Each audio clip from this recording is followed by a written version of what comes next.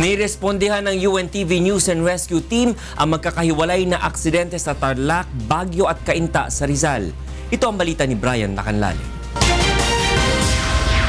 Sa Tarlac, tinulungan ng UNTV News and Rescue Team ang 3 sa 7 na magkakaanak na naaksidente kaninang alas 6:30 ng umaga sa MacArthur Highway, Barangay Santo Domingo, Capas, Tarlac. Inalis ng UNTV News and Rescue ang mga biktima na sina Jericho Pangilinan at Haris Alfonso sa pagkakaipit sa tricycle at nilapatan ng paunang lunas. Binigyan rin ng first aid si Jericho Pangilinan na nagtamo ng bali sa kanang binti. Katuwang ang iba't ibang rescue groups, dinala ang 3 sugatan sa Capas Hospital. Samantala, ang 4 pa nilang kasamahan ay nirespondihan naman ng Philippine National Police at Bureau of Fire Protection at isinugod rin sa Capas Hospital. Ngunit idiniklara ng dead on arrival ang isa sa mga ito na kinilalang si Justin Perez, 13 years old. Sa inisyal na investigasyon, papasok na sana ang mga estudyante ng mabunggo ng isang XLT jeep. Dahil sa lakas ng impact, tumilapon sa kabilang linya ng kalsada ang tricycle na sumalpok pa sa kasalubong na jeep.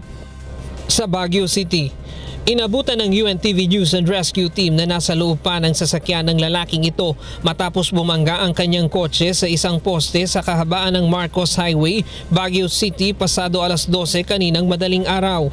Wasak na wasak ang harapang bahagi ng kotse ng biktima na kinilalang si Jeffrey Mendoza, 32 anyos. Idinadaing ni Mendoza ang pananakit ng kanyang dibdib dahil sa pagkakatama nito sa airbag ng kanyang sasakyan. Matapos na mabigyan ng first aid ng UNTV News and Rescue Team ang biktima, tumanggi na itong magpadala sa hospital at nagpahatid na lamang sa kanyang bahay. Nagpositibo sa alcohol breath test si Mendoza.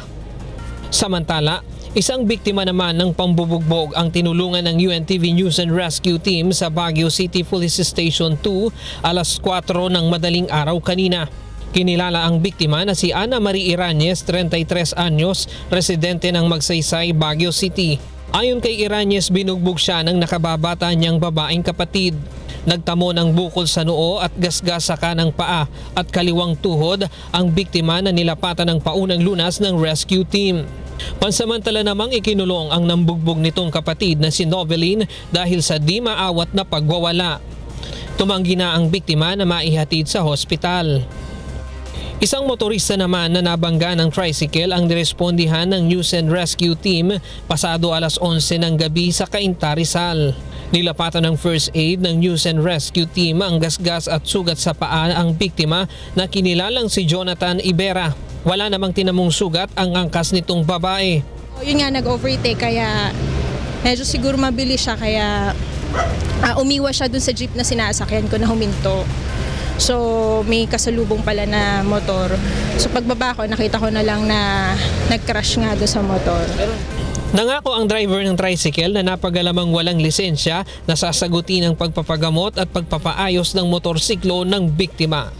Brian Lacanlale, UNTV News and Rescue, Philippines.